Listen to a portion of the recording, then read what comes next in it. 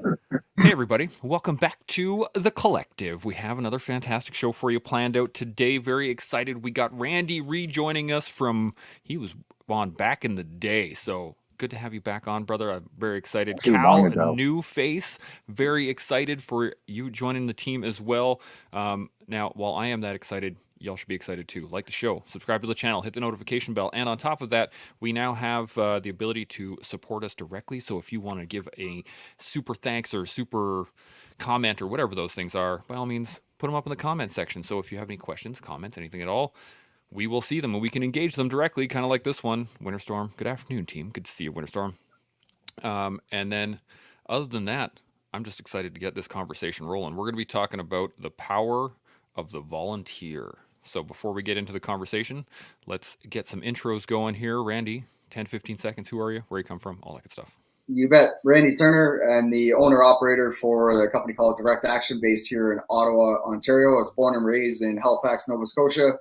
Spent 21 years in the Canadian Armed Forces. 16 of those years was as an assaulter with JTF2, and now proudly running a business that provides full spectrum combative training for military, law enforcement, and the general public. Nice. So close though. 17 seconds. You're just a bit over. I'll Cal, work how about on it. yourself? Well, it's going to be a little bit tough keeping up with that, but coming into my 24th year in law enforcement, going back to operational, was just finishing a stint in the investigative division as a detective, CEO and founder of Kids Play Foundation. Bam, look at that. Under time. I like it. This is how I like to roll. So let's talk about the volunteer. And I'm going to give a quick little blurb about volunteers in general, and then we'll see where the conversation goes. So, the power of volunteers is a multifaceted and essential force that drives positive change in communities and organizations worldwide. Volunteers are individuals who willingly contribute their time, skills, and resources without expecting monetary compensation. Their impact is significant and can be seen in various aspects of society through social impact, community building, nonprofits, skill development, blah, and da da da da da. There's a whole list here that I'm not going to get into. But when I say the power of the volunteer, what are your guys' first thoughts? Cal, I'm going to start with you. What do you think? When I came into law enforcement those many years back, I think my perspective of life was very white. It's a very myopic, one-dimensional perspective as it within the parameters of our job detail, and we don't go beyond that scope. But the entirety of policing, the essence and foundation of it, is predicated on the human component. We're dealing with real people with real challenges, and it's not just about arresting bad guys and throwing them in jail. Who knows what circumstances they came through and how they ended up where they did, and they're not just a quantified variable, another statistic. I think we have an obligation morally and socially that we go above and beyond and provide these individuals with the resources, tools, and amenities that they need to become productive citizens of society, and that's where the volunteer component comes in. Absolutely. Randy, what is your first thoughts? My first thoughts are, as you read the definition, what resonated with me is the selfless, positive change motivation. The volunteer, the one that does something because it's the right thing to do, or they want to inflict some sort of positive change. To me, that's there's not a there's in my opinion, there's not enough people in the world like that. There are people out there like that need to be celebrated and should be celebrated, for sure. But I do believe people that do that, who are genuine, they're not looking for any accolades, pat on the back. They're just genuinely good people, and I don't know. I think it's awesome. Absolutely. Shaun, first thoughts? Yeah, my first thought is along the lines of I think it takes a little while to figure out what a volunteer is or how to be a good volunteer. For me, I couldn't have been a volunteer when I was 18. I just didn't have my act together enough to do it right, I don't think. It's taken me quite a while to get my act together, I think, maybe longer than most. But now that I'm a little bit older, I find it much easier to better understand what truly a volunteer position means. And to me, it's more than just giving my time freely. It's also trying to represent what a volunteer should be to other volunteers. That is an interesting start to it. Now, the question I have, we all come from organizations that are strictly volunteer based, right? We don't have conscription, we don't get assigned to these things. It is you have to choose to put yourself into those organizations. And then on top of it, for yourselves, that next that next sequence, that next level, that next jump in either rank or position or the organization that you're then in is again voluntary. You have to put forth that effort first. So, what are you guys' thoughts on how those organizations have kind of developed your ability or concept of what a volunteer is? Randy, what do you think? That's a great question. We use the military for an example, very similar to law enforcement, as there is a structure of leadership and there's a structure of rank that is voluntary. Like we as a private in the military, we will likely choose to become a corporal or a master corporal, not for necessarily the financial. For some people, it's motivated by financial, but for the volunteer, oftentimes, I believe anyway, you see people climb the ladder of rank. I don't know. I'll use an example as an RSM. So regimental sergeant major is pretty much the highest position you can get to in an institution in the military, where you affect a lot of change as a volunteer. You're looking out for the people that work around you. And I honestly cannot think of one single person that has made it to the rank of, a chief warrant officer who doesn't care about the institution, who isn't volunteering to put themselves out there. Because let's be honest, people in those positions, that's a tough position to be in, because every decision that is made, you're going to disappoint somebody. Every decision that is made, you're only going to please a percentage of the people. So it's a tough position to be in. That's why I say I don't think anybody gets to that position without an element of true voluntary effort, time, energy to fulfill those positions. So with Shaun, I agree with Shaun, as an 18, 19, even as a 24-year-old, to volunteer time to just give my time to somebody to do something. I'm not sure that I was in the right headspace to do that. And even now that I'm a little bit older, it's tough, man, because time is such a precious thing, and we don't get it back. So if I'm going to volunteer for something, knowing that that's taken away from time with my family or taken away from time for my own personal development, it's got to be something I truly believe in, to be completely honest. Yeah, absolutely. Cal, thoughts? Yeah, you know what, for me, simple in that respect is that once again, just putting on the uniform and just working the department, I just realized that at that grassroots level that I had that capacity to make a change. So within the department, it was just a matter of securing their support so that I could start running programs for inner city kids, because downtown East Side is considered one of the most dangerous areas in all of North America. With respect to policing, there's just so much happens there. And so once again, we were dealing with these kids, and as officers, it was a matter of doing more for kids so that we could provide them those resources. And so operating within the department, mind you, there's always going to be bureaucracy and red tape. And I just realized that we needed to have that leap of faith and create a nonprofit where we can serve youth across various communities through that nonprofit. And Kids Play Foundation is predicated on two principles, namely that all our programs are absolutely free of cost. And secondly, is that it's completely volunteer based. And so we're talking about the volunteer. And I wanted to build a platform where we give other youth within the community the opportunity to engage at a grassroots level with other youth and serve as mentors and positive role models that they could build future leaders tomorrow. Interesting. Shaun, what are you thinking? I think that much like Randy, when I was a young buck in the military coming up through the system, all the way up through the tier one, I don't think I ever had a true sense of what it means to be a volunteer. I'm not going to say I was too busy, but my trajectory just didn't allow for volunteerism, or more correctly, perhaps, I wasn't coached in volunteerism. And so, and by the way, I've still never been coached by volunteerism professionally. I've just picked up things along the way from good people who are good volunteerers, and not just volunteer at the base level, but also at the top of the tier volunteerism. And so, much like Cal, where was Cal when I was a young buck who could have shaped me in my early career of volunteerism? He wasn't around, but I sure could have used a Cal. And I think that's perhaps an important aspect of this conversation is our job is to volunteer as a young buck looking for someone to mentor us up. And then our job as we get older is to mentor down so that we're creating those volunteers. I don't think there was ever a formal structure in place for me. And so this is going to be a fascinating conversation to see if we can help improve that system. Absolutely. It's interesting that you guys are bringing this up, because when I was a young buck, I was volunteering a lot. I actually had and the reason is that my parents were heavily involved in volunteering themselves. So I don't know if I was 100% volunteering as I was being voluntold, like just kind of being brought along. But there were certain things like the children's festival that I used to do when I was, 15, 16, 17. It was a blast. I had fun. I got to engage with kids. And I was giving of my time. But I'm wondering, do you think, as to your point, Shaun, do you think that it is really based around like who you're seeing, what you're seeing when you're introduced to volunteering as a whole? Randy, what are you thinking? Yeah, I do actually. That's a great point.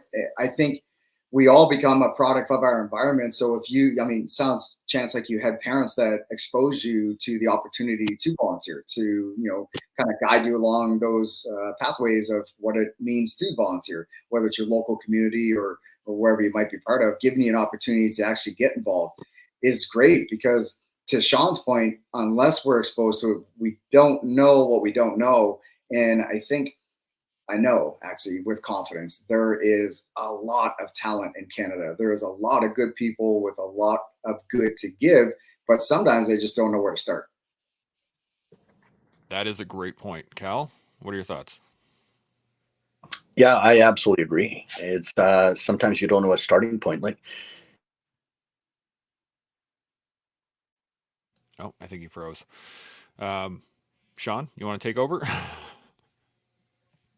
Well, thank goodness it wasn't me that froze. I was like, oh boy, New South Wales has just dropped my data package. I think that on that note, if we are looking at the collective as an example, perhaps rather than the military or Cal's organization, just simply the collective that we're on right now. We're all volunteering our time, unless you guys are getting paid and I don't know about it. And if you're getting paid, I don't know where it's coming out of which budget, because we don't have one. And so therefore, what we're actually demonstrating right now is true volunteerism. None of us have to be here right now, but we want to be here because this topic is important, as all of the topics are important over here whenever we've got good guests that are bringing wisdom, and it's our responsibility to shape that wisdom out into a broader demographic so we can penetrate into it so it's easily understandable. So I think right now it's a case study in volunteerism, unless I'm off base. I think you're right on base there. Cal, let's come back to you. What are you thinking? Yeah, once again, I was mentioning that it's crucial that we provide that kind of platform, because I think I mentioned previously, like, sometimes volunteer doesn't know in what capacity to volunteer. Over 25 volunteers that have come through Kids Play have gone on to law enforcement. And when they initially got into volunteering with us, said they didn't have any other avenues that were available for them where they felt comfortable enough to volunteer. They weren't getting that direction. Like, I kept the formula extremely simple. The recipe is not complicated. We give these kids a platform to engage as positive role models, mentors in the community, to help other youth stay away from the lifestyle of drugs, gangs, and crime. It's that simple. And we do that through education and sports. So it doesn't take much to show up at the beginning of the day, set up a bench of nets, and go out there and ref a couple of games, or for that matter, just kneel down on one knee and talk to a kid. There's so many youth that have come through our programs that are dealing with a lot of trauma and dysfunction at home. Sometimes they just need somebody to talk to, and that having that older sister or older brother role model you can just connect with. For me, the big thing was just taking off the uniform and just being a human being to these kids, because there was always that intimidation factor. And so a lot of these kids, especially in the downtown east side, the inner city area, they never really had a chance to develop a rapport and a positive connection with any police officer. That uniform was always a barrier. And when you take off that uniform and you just show them, hey, you're just like them, you come from similar background, and you might share aspects of their story, that's when you humanize it. And when you humanize it, that's when you can really connect with these kids and these volunteers. So, and that's what I want to show all the volunteers as well, is that if you're getting into policing, it's not just about putting on a uniform, carrying a gun and a badge, and bringing down the law. It's more than that.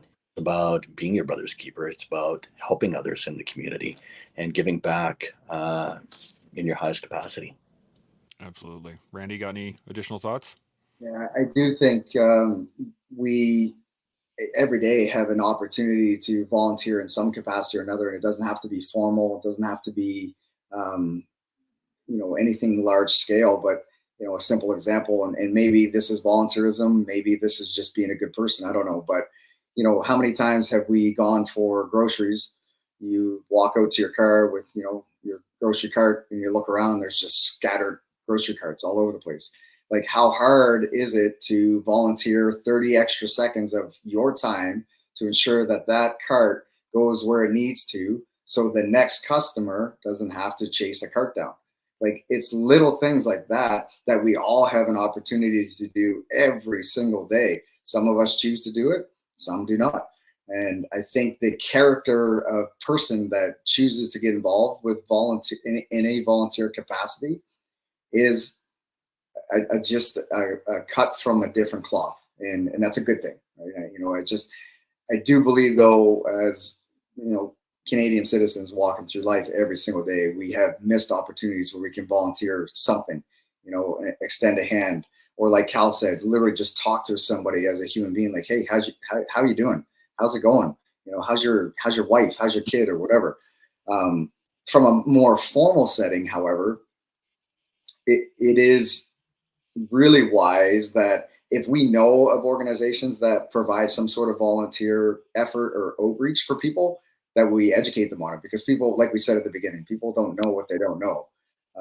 So anyway, I guess that's kind of a bit of a windy, breakaway there, but we have an opportunity to volunteer every single day. Some of us will capitalize on that and see an opportunity. Some of us just will not. That is a great point. I like that a lot. Shaun, you got any additional thoughts on it? Yeah, and I think now, if I can take it back to maybe when Cal was a young man, I'm academically curious, because it's obvious. And Cal, I only had a brief moment to eyeball your social media and give you a quick follow prior to bouncing into this conversation. Were you always cool when you were young, or did you have to figure out how to be cool somewhere along the line? Because I'm just going to say it straight up. It's hard to get engagement as a volunteer with kids who aren't interested in a standard issue person. I think you've got to come with a little specialness within you. You've got to come with something that is different than the norm in order for that demographic to kind of target lock on and say, this guy's got a different vibe, or this guy's got a different feel, or he smiles a different way, or he walks a different way, or he vibes with me a different way, or he just talks to me a different way. So did you always have that within you, or did you learn it through being mentored and through your peers? Yeah, Shaun, first of all, I'm not sure if my kids still think I'm cool by any means. I want to throw that out there. I think coolness is a very subjective term, but Chance, if it's cool with you, I want to answer Shaun's question with a story. For you military guys, I think this would be very salient and very relevant. So prior to getting into policing, I was volunteering at local CPC, which is a community policing center. And I come from a very strong background of a traditional Sikh family. They're all baptized, and as you're well aware, the Sikhs wear a warrior caste. And so I grew up with listening to the stories of our Sikh ancestors and gurus and the sacrifices that were made. And there's also strong presence of Sikhs within the military and law enforcement as well. And so naturally, I was attracted to law enforcement, started volunteering back in the day. This is 96 at the CPC. And I was sitting at my seat one day. They had a volunteer appreciation. And so all of us were there. The activities were in the evening.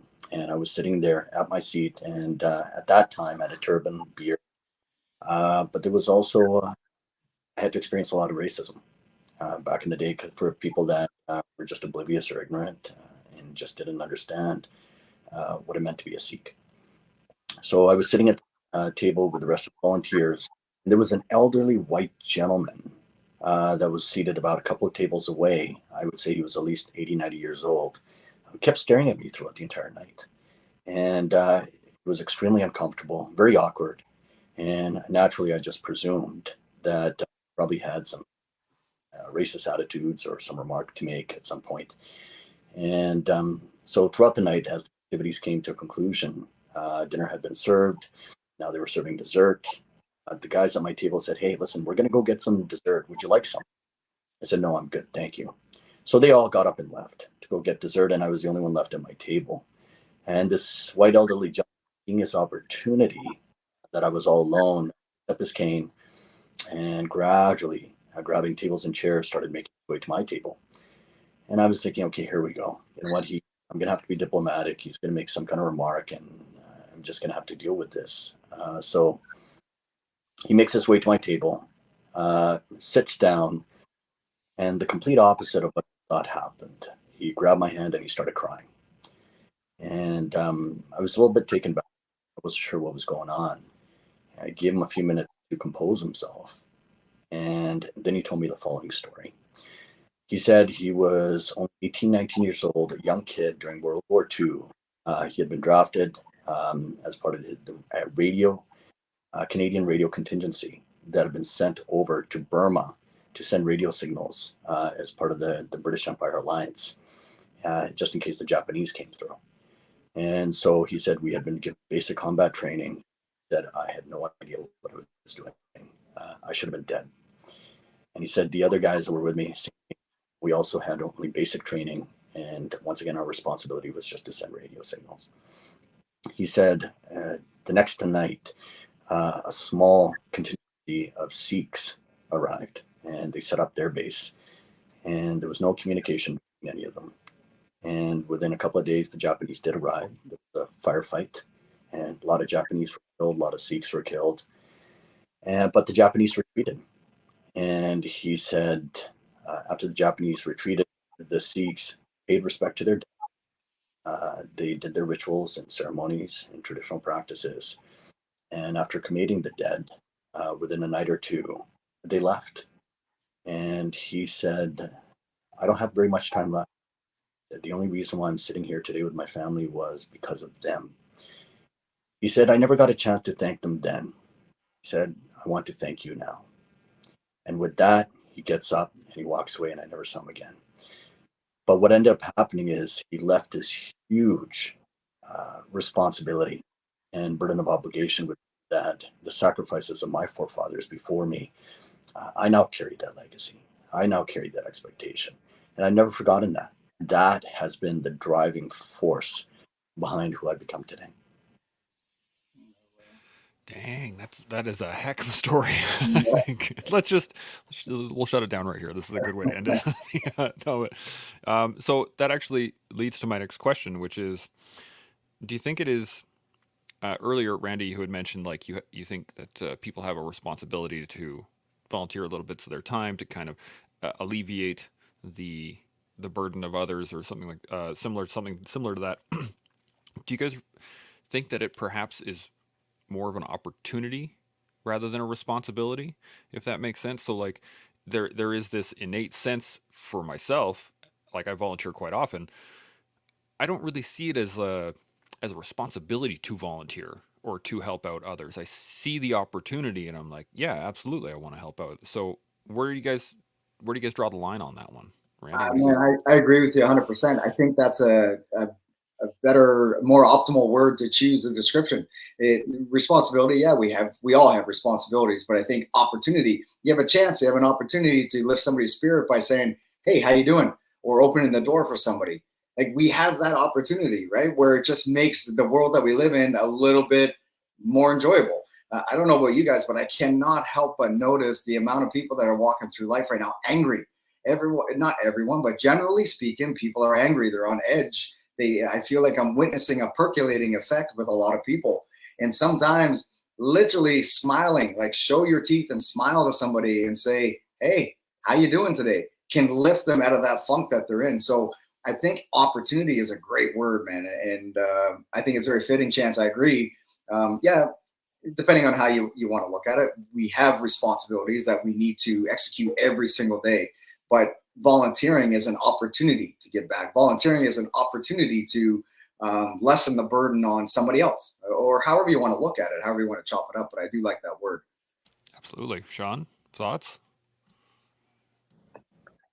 I also like it, and I would like to combine the two. And so I think it's a responsibility and an opportunity. So we have a responsibility to put the shopping cart away, and as we're putting it away, we can smile at someone, give them a nod, and they might nod back, and now we're into a conversation. So responsibility can lead to opportunity, or opportunity can lead to responsibility. And by the way, I think responsibility can lead to opportunity, which in Cal's case then becomes a responsibility to create opportunity in that moment.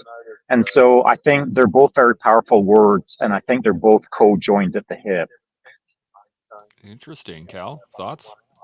You know what? I tell every volunteer that comes into Kids Play from day one, I said, do it for the right reasons. Be authentic, sincere, and genuine about wanting to help others. This is not a satisfying end goal. Granted, this will give you excellent examples that you can put on your resume. And if getting into policing is your end goal, sure, we will be there for you to help your ambitions, because we want to create leaders in the community, and we want to create that wave where they can pay it forward, and they can create other leaders within the community so that wave keeps going. But once again, to do it for the right reasons. It's not just about getting on the job and then you forget about your responsibility to the community. At the end of the day, it goes back to Robert Peel, who was the forefather of policing, that said, the police are the public and the public is that we're one of the same. It's not a matter of putting on a uniform and doing that job and collecting a paycheck. It's more than that. And so I tell these guys, it's if you're coming into Kids Play and you volunteer, or for that matter, any organization where you want to give back in a sincere way, then once again, make sure it's sincere, that you do it. You have this right intentions, and you're there to help people, and not to check off boxes. Yeah, absolutely. That's a big one. Doing things for the right reasons, with positive intentions is really important. And you'll see right through. We've seen people that are doing things for exactly like Cal just said. They're just looking for a check in the box. They're just looking to pad the resume, whatever that might be. But again, back to Shaun's point, if I was, for an example, running an organization where I needed volunteers and somebody presented themselves, they said they wanted to get involved, but they came in with alternative motives, I would feel obligated, responsible, but also see an opportunity to help coach and mentor that young man or that young woman. Say, listen, it's good that you want to be here. It's not about you. It's about the people that we are providing for. So yes, you're going to, pad your resume. Yes, this is all going to help you. However, the motivation for you to get out of bed early to be here should not be because what's in it for you. It should be what's in it for others. And so that would be a great opportunity to coach, mentor, and help somebody, and maybe allow them to see things through maybe a little bit different of a lens. Absolutely. Shaun, you got any thoughts on that? Well, just in case anyone didn't know, I'm at a 24-hour solo world championship right now in Armadale, Australia. And we're 17 hours into the race right now. My wife and I flew from Canada just a couple of days ago to come and look after 2 national Canadian athletes as a volunteer basis. And there's a whole pile of reasons that we're doing that. Of course, we care for the athletes. When I was high performance race coaching for 15 years, which I don't do anymore, I'd coached them for over a decade each. And so I feel obligated. I felt obligated to fly here and do everything that I could for them to make them successful for their dreams. But in so doing, and it's not that I'm rah, sis boom bah pushing it as, look what I'm doing. I'm a mentor. Look what I'm doing. I'm a fine example of ... I'm just doing me. And if anyone picks up on that and they dig on that, or they are encouraged to go and do something larger or smaller scale, it's not about that. It's not about the highest of highs or the lowest of lows of volunteerism. Volunteerism is volunteerism. So if we flew to Australia, or if we walked across the street to our neighbors and took their garbage out because they're on vacation, that's still volunteerism. And so now the tricky line, as I find it, because right now, one of my responsibilities over here is to put out social media for the 2 athletes that are racing, because I want them to look back on this timeline and be stoked about the hard work and the blood, sweat, and tears that they're putting out on this course right now. So they've got a record of it. But so do a lot of people have a record of their journey now. And so I struggle sometimes with the fine line between, I know I'm being authentic, but how it's viewed as am I being inauthentic, or am I trying to pad my resume? I don't have a resume anymore. Am I trying to gain clients? I don't want any clients. I'm just trying to be of service now, at a cost to me, not at a cost to anyone else. So sometimes I think volunteerism, as Randy stated, for the wrong intentions, and particularly in society today, I don't see enough positive volunteerism out there for with nothing to come back to that individual. Sometimes it gets distorted a little bit. So I'm looking to you guys right now if you've got any pro tips on how to not carefully shape what I'm doing, because that would be contrived, but if you've got any general sentiments that would help me feel a bit more comfortable in the role that I find myself in from time to time. Interesting. I personally, I think this again. Shaun somehow is in my brain all the time. I keep writing points down, and then he talks about them before I can even bring them up. So I think this, at least in my mind, this is a difference between personal obligation versus external obligation. So like we we volunteered for policing or military or whatever, but then inside that there is external obligations, right? Your chain of command says, guess what? You're going to be at this particular event, and you're going to be running the dog and pony show. Get on it. Now, technically, you're not really a volunteer, right? You're being voluntold. But there's a big difference. There's a line between that and saying, I feel an obligation to go to this, to make sure that it works. And I think that that's the authenticity thing that you're looking at, Shaun, is that no one is forcing you to be there. You're spending your own money, your own time, your own capabilities to do that through this race. And I think that's what's shining, at least in my thoughts. Cal, what about yourself? Yeah, man. Chance, you're going to be able to tell right away when somebody's being sincere and somebody's not. I think you hit the nail on the head that, like, if you take a look at somebody like Shaun, who just finished mentioning that he doesn't have a resume anymore, he doesn't want to take any more. Like, when he boils it right down in terms of why he's there, fundamentally speaking, that's the most sincere and genuine form of volunteering there is. He's there for the right reasons, that he truly wants to help these individuals. And that's what it's all about. It's, at the end of the day, like, what are your reasons there? What's your why? So part of Kids Play, or I should say, when I was there in the downtown east side as a beat patrol officer, I personally ended up pulling out about 6 high profile gang members that were very extreme criminals. And one of them in particular, Stan Price, uh, it's unbelievable. And you guys can check this out for yourself. He's now a recovery counselor at a recovery center here in Surrey. And this is the same guy that was selling hundreds of kilos of coke and making tons of money and being involved in some serious crimes, such as violent shootings, home invasions, all that. And so at the end of the day, that's not the sort of thing that you're voluntold to help that person get out of that lifestyle. Or it's not the sort of thing where that's part of your job detail. It's what goes above and beyond that. Feel this compulsion internally, you're driven, that how can I help this person? How can I extend this person that olive branch? How can I put my hand on this person's shoulder and say, hey, that's the path right there? If I can share Stan's story very quickly. When I was in the downtown east side, him and I would lock horns all the time, and we'd get into these loud arguments where I'd say, you know what, you have no idea the level of destruction and chaos that you're creating here in the community, where you're destroying lives. And I knew he had kids. And I said, Stan, God forbid that your kids ever get hooked on the same crack that you're selling to these other kids. Only then you'll know the pain of a parent. And sure enough, something must have resonated, because at that time he told me to F off, and that was the end of that conversation. But 5 years later, this guy calls me and said, see you. And so when I sat down with him at a Starbucks, he said, you were absolutely right. He said, my son did get hooked on that same drug. And he overdosed twice, and he survived. And he goes, I'm done, and I need your help.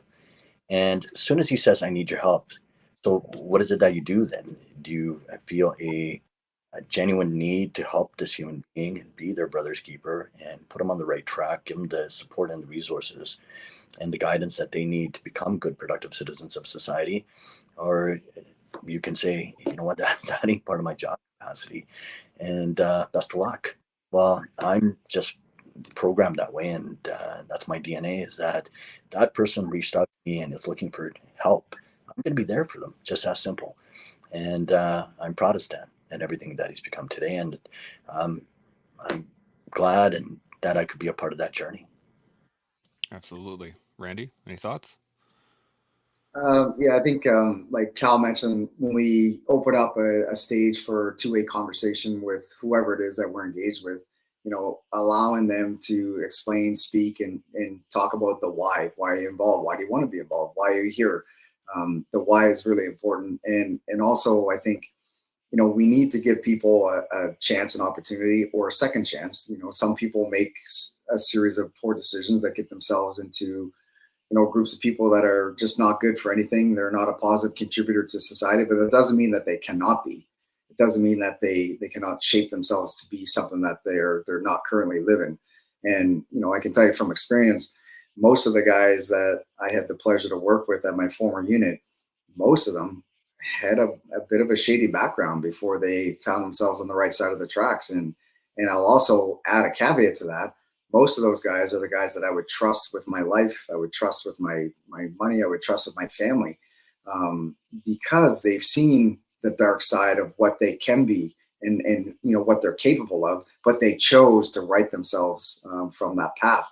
And to me, that is admirable. And I would give somebody a second chance if the opportunity was presented, for sure, rather than shutting them out, ousting them. Now, I guess a third caveat to that would be, habits of behavior are what speak volumes. So what we say, yeah, words have meaning, but what we do, the actions have power. So if somebody is acting a certain way with a form of habitual behavior acceptable to what we believe to be positive in our society, well, then you have my attention. I'll be willing to help you. But if you have a habitual behavior of constantly making a poor decision that puts other people in danger or puts yourself in danger, I don't feel sorry for those people anymore. I've gotten to the point of with age or experience where I'm sorry, man, your habitual behavior leads me to believe that you are this type of person. So I don't want you on my team. In fact, I don't have time to give you because I want to focus time on people that have positive intentions. I don't know if that ties in or if it makes sense, but hopefully I'm articulating that well, where yes, give people a chance, an opportunity, give people a second chance. We all make mistakes. Everybody makes mistakes. It's the ones that learn from those mistakes and then get themselves on the right track. Those are the people that I'm willing to volunteer my time to help out. That is, yeah, absolutely interesting point. Shaun, thoughts? Well, Randy said what I was trying to say in about 2 minutes from now, because he captured it perfectly. He's in my mind right now. And I suppose to that point, coincidentally, funnily enough, I suppose, my son, we have two sons, and our youngest son is back home right now, first year at rural pre-medicine. He's looking after our house and dog while we're over here in Australia. But sometime in the middle of the night over here, I got a Instagram DM from him, and it was just a little short clip. And the clip was an old fella from the British SAS. He's got a white shirt, tie on, and he's talking about, in my day, the bad boys were the boys that were going into the SAS. The guys from Leeds, the guys from Manchester, the guys from the hard towns, the hard boys that were getting in trouble, and they were hard nuts. I was born right next to Leeds as a kid, between Leeds and Manchester. And my town where I was born, in Barnsley, it was a hard crew, man. And I was just a young buck, but like it was a tough time. And I guess I picked up some habits, and I was a handful when I was a kid, and I was probably a handful when I was in the army. And I was a plank holder in JTF2. And so like I looked at my peers at that time, and we were all a bit of a handful. We all had some background. We all had a little bit of an edge to us, and we'd all got ourselves in a little bit of trouble in the system from time to time. Nothing notably enough to preclude us from ever trying out for selection or getting badged or etc. But all of my back in the day buddies, they were all a bit like me to some degree.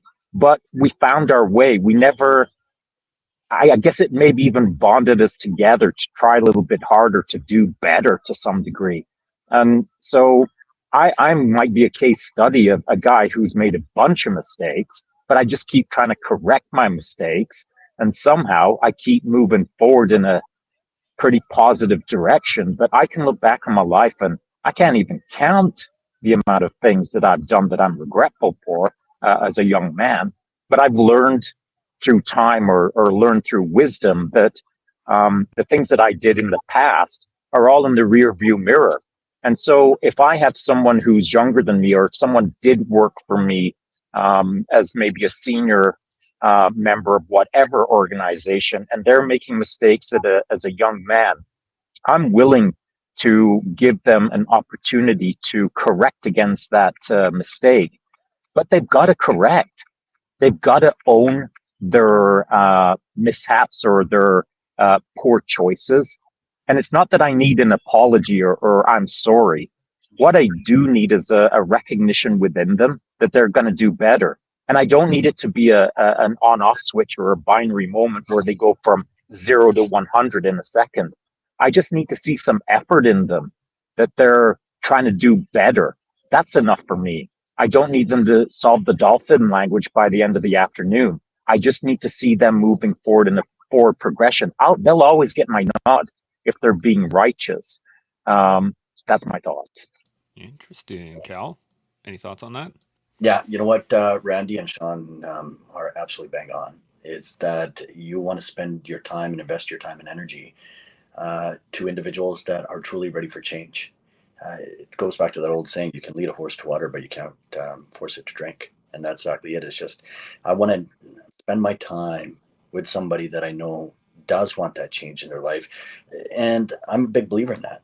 What Randy and Shaun said right now is that they're guys that have done tremendously well with respect to JTF selection and being on the team and being good handlers that might have had some shady backgrounds, that might have had some rough upbringing. So what? You know what? Don't these individuals deserve an equal chance and opportunity? Of course they do. And I'm a big believer in redemption and giving these individuals the opportunity to find that salvation, but they have to find it inside themselves. And we're just part of that journey and giving them that opportunity. In the South Asian community, there's a lot of traditional thinking process where a lot of kids that might have been using drugs or involved in gangs, where the traditional thinking process was, you know what, it's not our problem. If these kids are involved with gangs or they're taking drugs, then that's their parents' problem, not ours. Like, why are we going to concern ourselves with that? If the kid dies from an overdose, he dies from an overdose. If he dies from gun violence, he dies from gun violence. Like, that's on them. And my thinking process has been always the complete polar opposite. Is that shouldn't we have some sense of innate social moral obligation and responsibility to show these kids the path if they never have been? Like, we don't know what circumstances these kids come through. Many of the times that the kids that were in the downtown east side came from lower socioeconomic, impoverished backgrounds that had never been afforded opportunities to engage in positive, constructive outlets. And I used to see a steady stream of these kids coming into the open air drug market and using drugs and selling drugs. And I just had enough. Like, why are we just apprehending these kids and pushing them through the criminal justice system so that they can go to YDC, which was the youth detention center, only to be spewed back on the streets to re-engage in that perpetual cycle of violence? I think there should be more to that, where just because they've had that rough upbringing doesn't mean that they don't deserve an equal shot and opportunity at becoming productive citizens of society or becoming good individuals that can pursue their full potential. And we have a responsibility in that. So the slogan for Kids Play is "It takes a village." And I'm a firm believer that it does take a village, that all of us need to come together to provide them that opportunity. Yeah, totally agree. Randy, got thoughts? Yeah, I do actually, and I agree. It's a societal collection of efforts. You know, it's not kid shows up and he's not performing well at school. You know, some parents may not want to take any responsibility for that and they say, well, it's the teacher's problem. I disagree. Or the opposite. Teacher is on the receiving end or attempting to provide education for a group of kids, and it's the same group of kids that are on their phone when they're told not to. Teachers are limited in what they can do. They're frustrated. They see that there's an issue with this kid. They try to guide him. They try to coach him. He goes home to whatever broken system he's used to at home, and the teacher leaves. Well, it's the parent's problem. Well, you're both right, but you're both wrong, is the way I look at it. It's everybody's issue, man, to help this kid, get him on the right track. And I do believe that we as a Canadian society need to be a little bit more stern. There's way too much, in my opinion. This is just my opinion. I don't have any scientific or anecdotal evidence to back it up. My opinion is we've allowed this to happen. We've allowed a soft society to be created because everybody gets a second chance. Everybody gets a third chance. Everybody gets to be their own snowflake. Man, if we as a collective believe that there's a certain way of life that we want to see from our young children, the young generation, 5, 6 years old of the future of Canada, it needs to start at age 5, 6 or sooner. And that's everybody. Everybody. We need to provide an opportunity for these folks and these kids to see that they can become something that maybe they're being told they cannot, whether that's from a teacher that's, maybe not the most positive. We've all had those, right? Maybe that's a parent that, is constantly saying, no, you can't, for whatever reason, you can't do this. You can't do that. Well, maybe we give that kid an opportunity to say, yes, you can, and you will. It's going to take hard work. It's going to take determination. It's going to take a lot of work on your part, young man, young lady. Are you ready for it? And do you want to do that? And if that's coming at them, from an age of 5, 6, that can be a positive influence from, the time they become a young teenager. But if they're constantly being told you can't do this and you shouldn't do that with no explanation why, or with no opportunity for an alternative solution, then we are all part of the problem. Every one of us. It's not a parent problem. It's not a teacher problem. It's not the police problem. This is a societal issue. So that's my stance on it. Where does it come from, and how does it tie into being, an opportunity to volunteer? And that might be a 15-minute conversation with a kid that we can see is in a bit of a speed wobble. We take 15 minutes out of our lunch to put our hand on his shoulder and say, hey, man, what do you want to become? Who do you want to be? Is the life that you're living right now, is that what you want to do? And if you can look them in the eye and they can look you in the eye and say either yes or no, then we have an opportunity to help guide them. But why do not a lot of people do it? Because it takes effort. Everybody wants instant gratification. They want it right now. They want it 10 minutes ago. And they want what they want when they want it. What they need to be told is, yes, you can do those things. If you want to be a police officer, you can do it. If you want to be a surgeon, you can do it. But what does it take? It takes hard work. It takes commitment. And it takes an element of legitimate competitive spirit to get you there. And if you're willing to do that, I'm willing to help you. If you're not willing to put in that competitive spirit, I'm sorry, man, you're not on my team. And that might sound harsh, but that's how I believe, to the core of my being.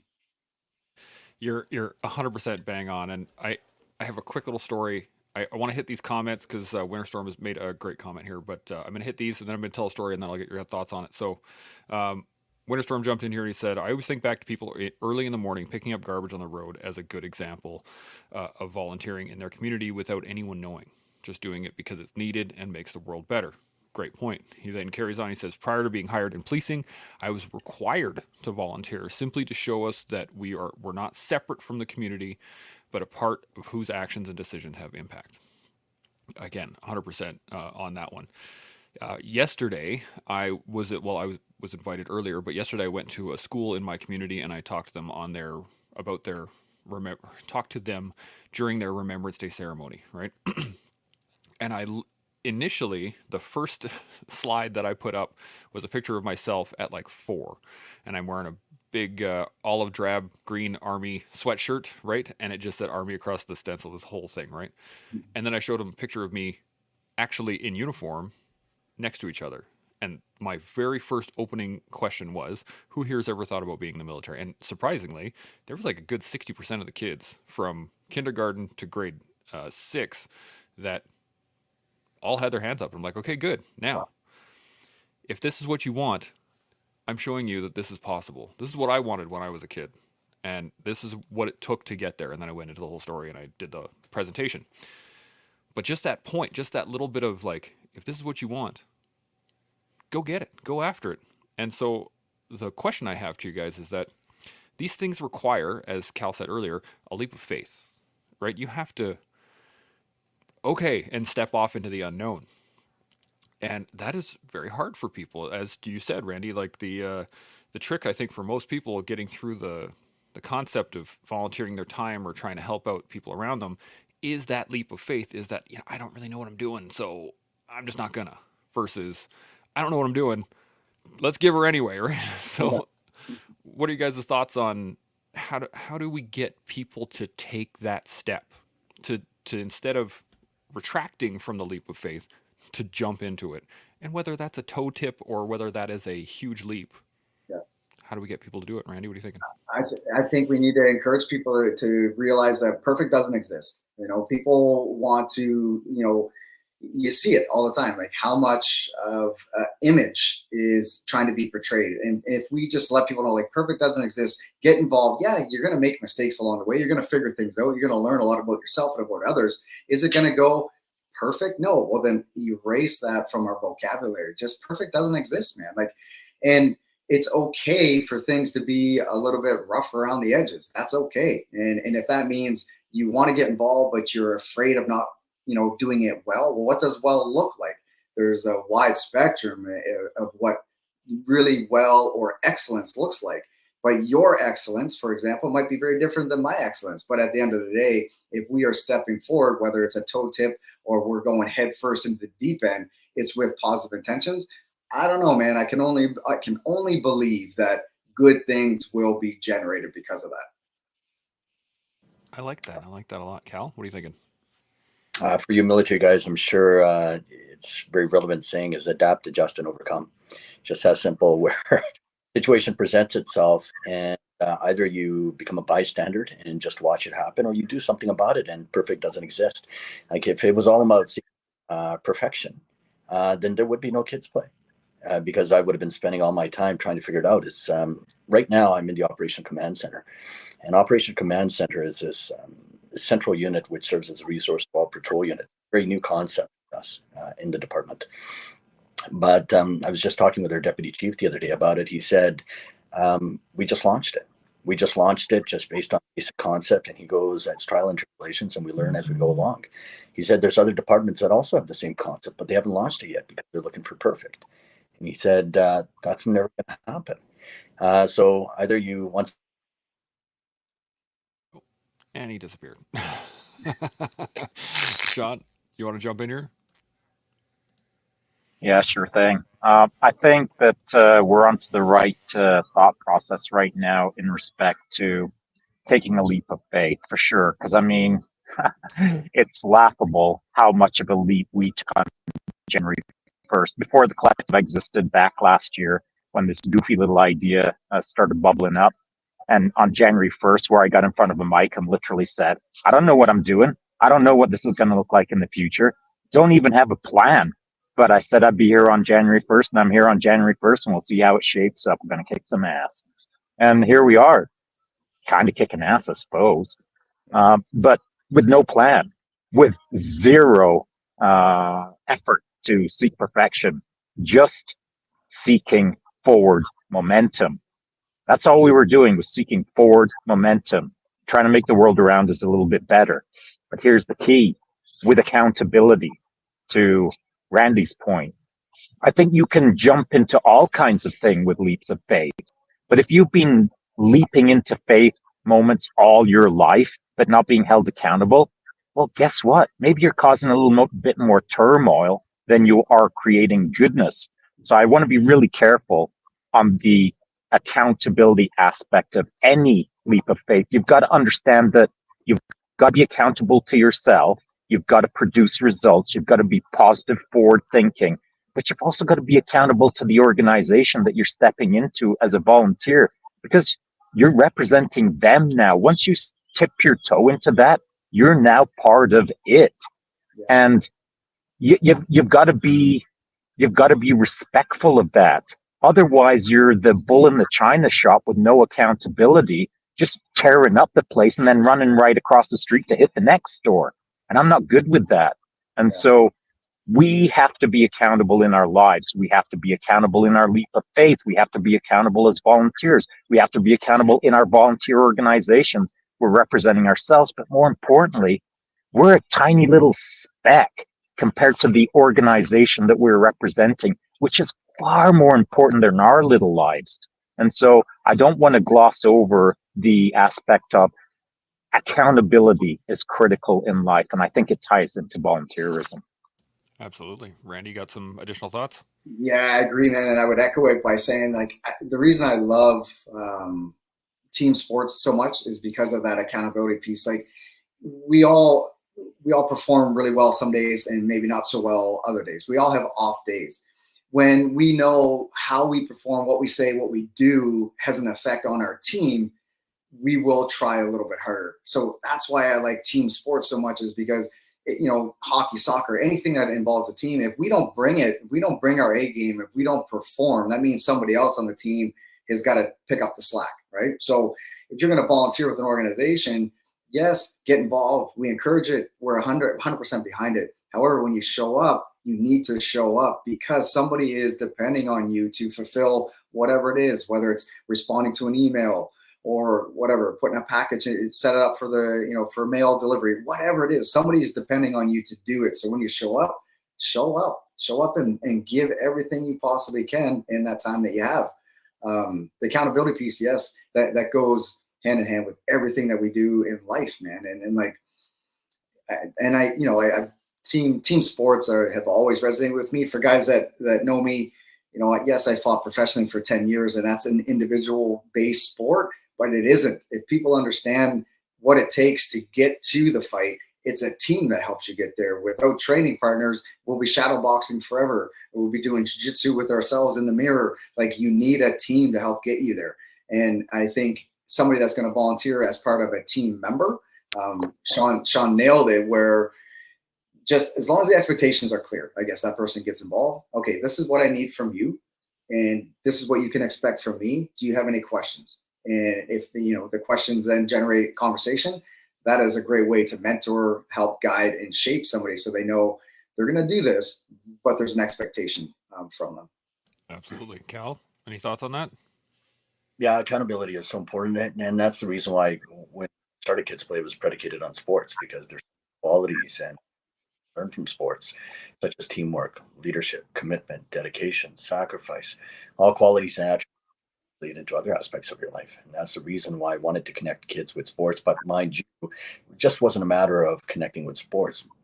There's a lot of kids in our program that aren't necessarily athletically inclined. It's about that physical activity, about learning some of the qualities that do come from engaging in that sport. And that's why we put on free camps, clinics, tournaments, you name it, because we want to give these kids to all those physical activities.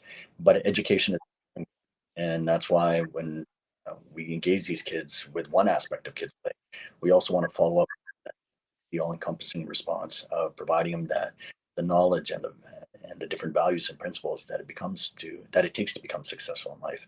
And so that accountability aspect is also what we want to teach these kids about: integrity, accountability, and respect. Not only do they have to have it for themselves, but they have to have a sense of humility going forward in life, that no matter how blessed that you get, pay forward. Yeah, absolutely. Shaun, any thoughts on it? No. Roger that. So good. Yeah, this has been, first off, been a fantastic conversation. So Cal and Randy, thank you guys so much for joining us. This has been fantastic. Let's get some final thoughts, I guess, on everything that we've gone over, which has been quite a bit. So I'll start with Cal. What do you think? And any final thoughts on anything we've gone over so far today? Final thoughts is just very grateful to be a part of this panel, like some remarkable individuals that are here with us today on the show. And you know what? I'm glad that chance to express our opinions about this and how important it is to engage with the community in a positive way. We all have something to give in our own way, and we're strongly encouraging others to also get involved with respective organizations within your community. And let's make a difference together. Absolutely. Randy, final thoughts? Amazing. I will echo Cal's points. We all have something to give. And for what it's worth, Cal, this is the first time meeting you and chatting with you. I respect a great deal what our law enforcement do on a day-to-day basis. So for what it's worth, thank you for doing what you're doing. And in terms of the rest of the panel, always great chatting with Chance and Shaun. And, I hope to be part of this again in the future. For the listeners out there, if you have an opportunity to provide some sort of coaching, mentorship, or even just volunteer your own time, like Chance said earlier, rather than just dipping your toe in the water, see how involved you can get and see what kind of person that's going to make you you'll be proud of it and you'll be happy that you did it.